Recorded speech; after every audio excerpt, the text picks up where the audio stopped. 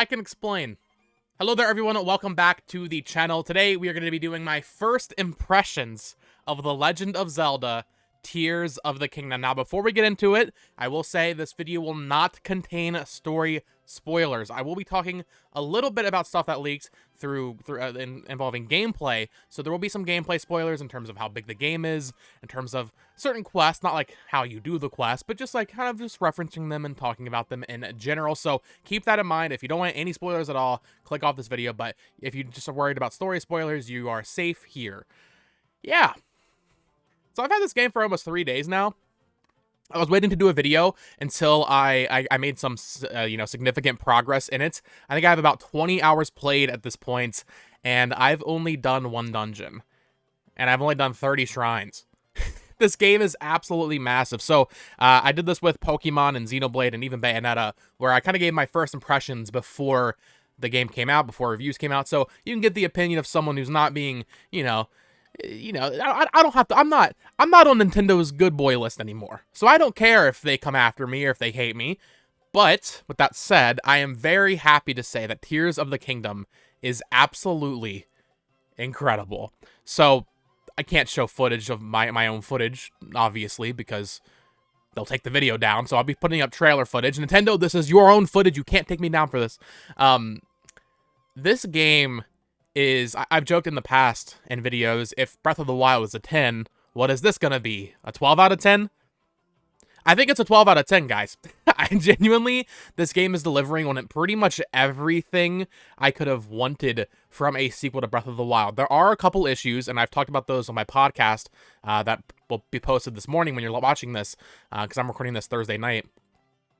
But for the most part, everything that I had an issue with in Breath of the Wild is fixed here.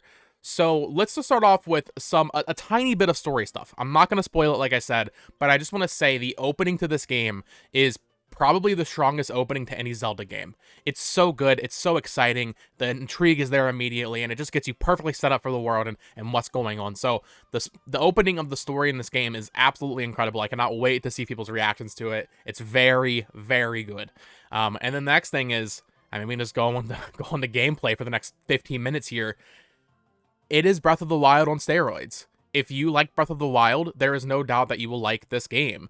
You have the base map from Breath of the Wild, which in most areas, to me anyway, as someone who didn't play Breath of the Wild for 1,000 hours, is unrecognizable, with new landmarks, new caves, new shrines, new towers, and new enemy outposts.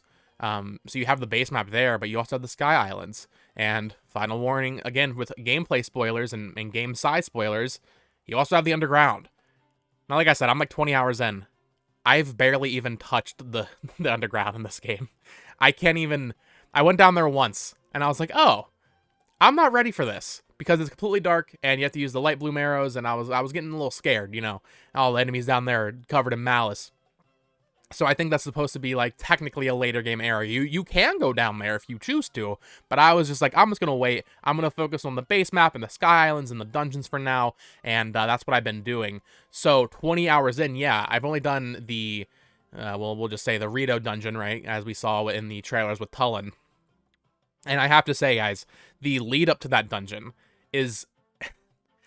They fixed dungeons. If you had an issue with Divine Beasts, I'm pretty sure you'll be happy. The dungeon itself, they're still pretty similar to Divine Beasts in structure. You still do the same thing where you activate 5 terminals, and it's kind of non-linear, because that's the way Breath of the Wild and Tears of the Kingdom are designed. But it's themed now, and it's just much, much better.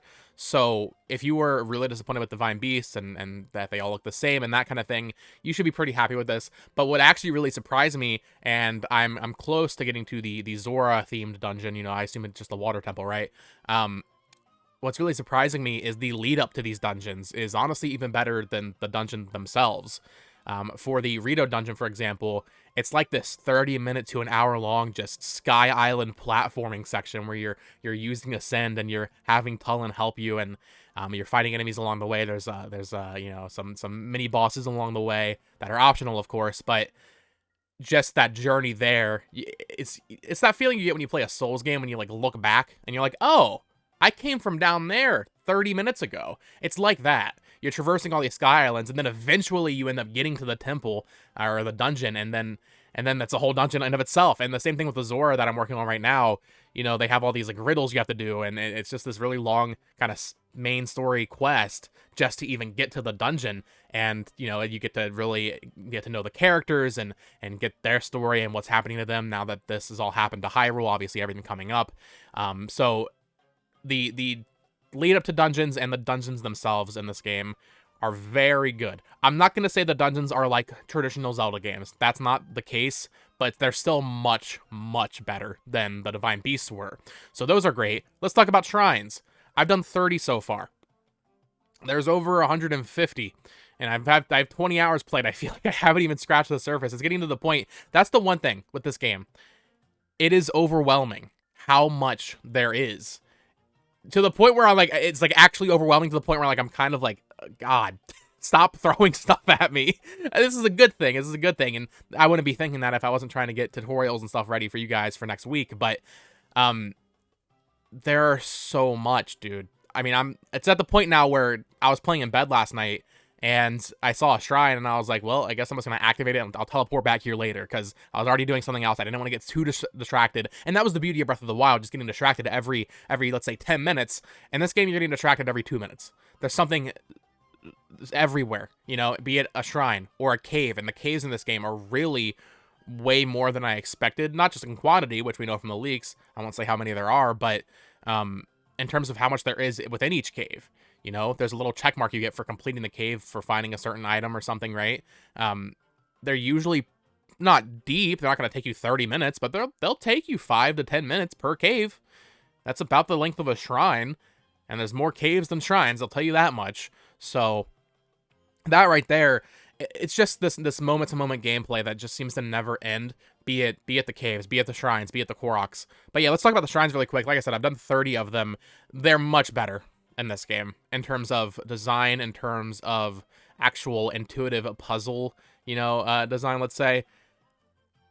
It's been we'll talk about the abilities. It's been kind of hard getting used to the new abilities, specifically Ultra Hand, because, and to the credit of the previews a few weeks ago, the controls are a little weird, in terms of like rotating and centering the items that you're trying to fuse and you're holding.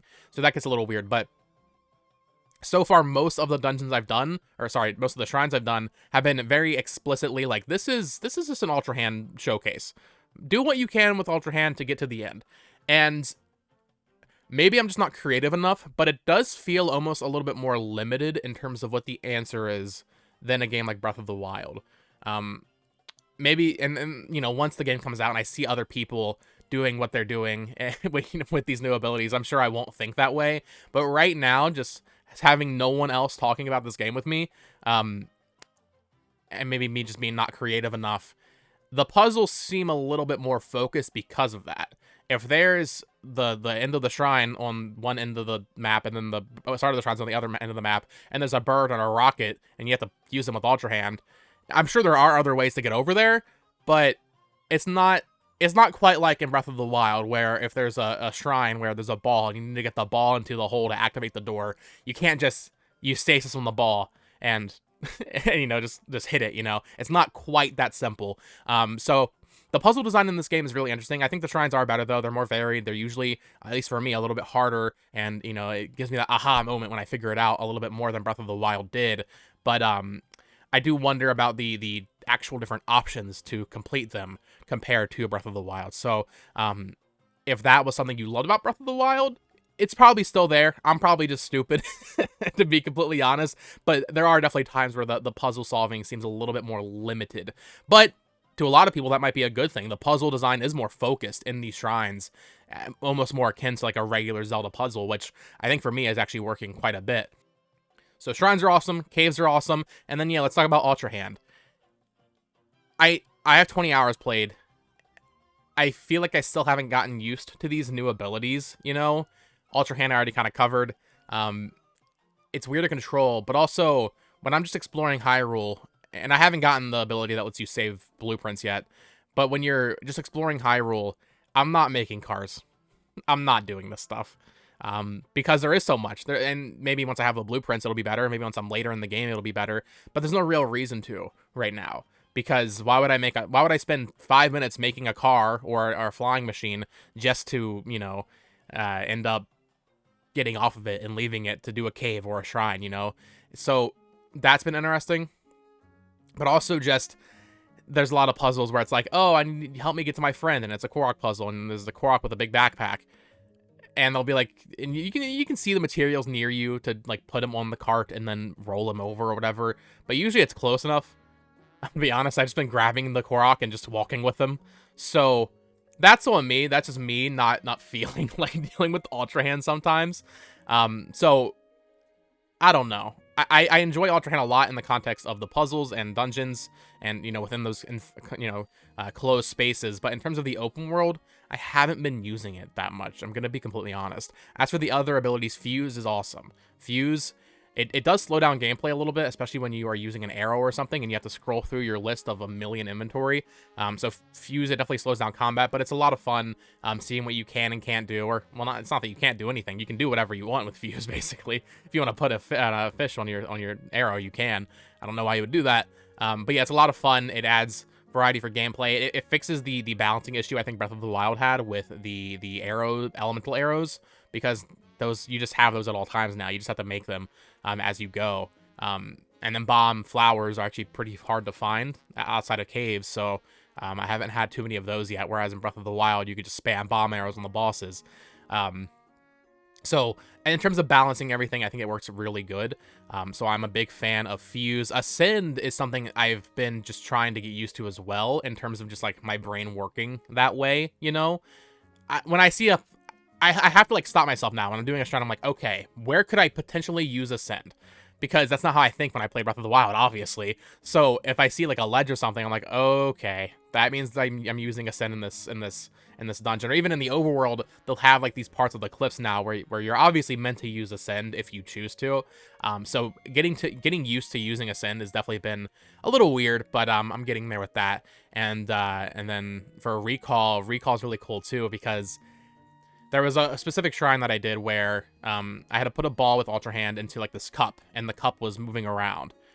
But I needed the ball to fall out where the little thingy was to activate a door, right? As typical Breath of the Wild style. Recall only affects one object though, so I had to use it on the ball and not the cup. So when I used Recall on the ball, it just left the cup and went back in time to where it was when it was inside the cup. So just really cool stuff with Recall, and even just the feeling of using it on one of the floating sky islands that falls down and just going up and then jumping, really good. Let's talk about performance really quick though, and I mentioned this in my podcast that you'll be seeing this morning. In the opening of the game, when you're first playing, the Great Sky Island, which we knew about from the trailers, right? The frame rate's really bad. Like, I was surprised how bad it was, and I don't really care about frame rate, to be completely honest. But specifically when using Ultra Hand in that opening area, it was, like, really bad. It has not been that bad ever since, though. There have been stutters, no doubt. It's still Breath of the Wild in terms of how it runs. It does not run better than Breath of the Wild, no shot. But for some reason, that opening section was just, like, really not optimized or something. I don't know if it's because you were on a Sky Island or what. I haven't done too much Sky Island stuff, to be honest. So yeah, I don't know what was up with that. There have been times where I've been flying from very high in the sky and diving down to the ground below, and the game will do that Breath of the Wild thing where it just freezes completely for like 2 seconds. But not super frequent, but definitely get ready for that. So it runs like a Switch game. It runs like Breath of the Wild. My only real issue was the beginning of the game where when using Ultra Hand, it just like chugged really bad. I don't know what was up with that. I don't know if that was just me and I had that weird specific issue, but ever since then, it's been what you expect for a open world Switch game. So if you're okay with that, you'll be okay with how this game runs. Something else I'm going to talk about is the towers in this game. Listen, I like the Sheikah towers in Breath of the Wild. I think these are much better though, because not every tower is like this, but some towers have like a little puzzle. You actually have to open a door to get inside of it to activate it now. So you can't just fly on top of it and activate it. So on the one hand, I've been running around the map trying to get all these towers, done. And I'll get to it and I'll be like, dang, I have to do a puzzle now. But it's fun. It adds more variety and adds more just another gameplay thing for you to do. So there are really cool puzzles. I won't spoil any of them, but just you have to think outside the box sometimes. You have to use Ascend, you have to use Recall, you have to use all of your arsenal sometimes to get a tower activated, which is really cool. One thing I was surprised by, they actually kind of gate progression for a while. I'll be curious to see how speedrunners handle this, if there's a way around it. But even just to activate towers, you have to play for a couple hours just to even be able to do that, which I was surprised by. In fact, in general, this game feels, at least to me, a little bit more linear than Breath of the Wild. Maybe that's just because the story that's happening is happening now, so it feels like the game's pushing you in certain directions more. I don't know if the Rito dungeon is supposed to be the first dungeon you do, but it certainly felt that way based on where I was on the map, and it just kind of progressed naturally. So maybe I'm off base with that, but I've definitely, obviously the game's completely open. You can do whatever you want. You can go wherever you want very early on, but I feel like it's pushing me in certain directions more than Breath of the Wild did, but maybe I'm just misremembering how heavily Breath of the Wild did that. But for me, I actually like this. I like having kind of like a more, not guided, pathway. I'm still zipping around the map. I still have almost every tower now. I think I'm missing 2 at this point. But I've only done the 1 dungeon, so obviously I'm not playing it completely linearly. But with Breath of the Wild, I feel like they didn't really do that as much. In that game I did Va and Naboris first, right? So I don't know. I'm enjoying it. If you want a more linear Zelda adventure, I feel like they did it pretty well, where you can choose to do that, and they'll, not hold your hand, but they'll tell you basically, hey, you should go here, and then, you meet some character, and it's like, oh, actually, you should go over here, and it works pretty well. But if you want to play it more like Breath of the Wild and just have it completely be open, you can do that. And one other thing about the underground, too, there's no towers underground, but there's just like hundreds of these routes that you have to light up to open the map. It's not like sections of the map. It's not these like quadrants. I'm scared of the underground. I'm gonna do more videos before release, and I'll have a full review up hopefully next week when I beat the game. I'm trying to beat it by then, but genuinely I'm not sure if I'll be able to. But the underground was very overwhelming, and I don't even know what is down there, really. It's this entire portion of the map I haven't even really looked at. I maybe spent 20 minutes down there, and I was like, okay, I've seen enough for now. So, yeah, man, this game it's massive. It's exciting. It's fun. It's more well-designed for puzzles and all that than Breath of the Wild was. It's just Breath of the Wild, but better. I don't know how else to say it. This game is freaking incredible, and if you haven't had a chance to play it, get excited. This game is gonna blow your socks off. I was very excited for this game pre-release. In fact, I have another video being posted, I think tomorrow when you're watching this, about pre-release hype for the game. Before I even had my copy, I recorded it with Caleb. I think this is my most excited game of all time. Like, the game I've been most hyped for.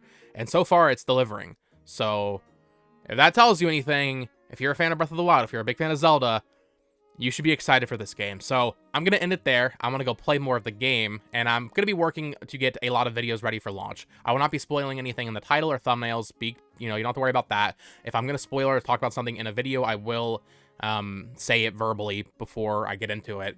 And then, yeah, as we go, I'll be posting tutorials, like I said, next week whenever the embargo lifts. So stay tuned for all that. Subscribe here so you don't miss a single Tears of the Kingdom upload. Go check out my podcast I posted this morning when you're watching this, where I talk about the game a little bit on there. And follow me on Twitter at BoTalksGames. Until next time, folks, peace.